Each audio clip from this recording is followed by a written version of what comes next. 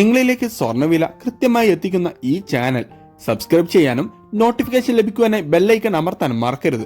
അതുകൂടാതെ നിങ്ങളുടെ ഓരോ ലൈക്കും വിലപ്പെട്ടതാണ്. ലൈക്ക് ചെയ്യാൻ മറക്കരുത് കേട്ടോ.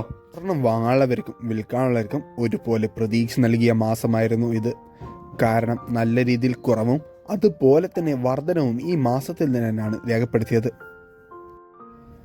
അന്താരാഷ്ട്ര വിപണിയിൽ $1980 പരിധിയിൽ വ്യാപാരം എത്തിയെങ്കിലും ഇപ്പോൾ ഒരൗൺസ് സ്വർണത്തിന് $2020 പരിധിയിലാണ് വ്യാപാരം പുരോഗമിച്ചുകൊണ്ടിരിക്കുന്നത്.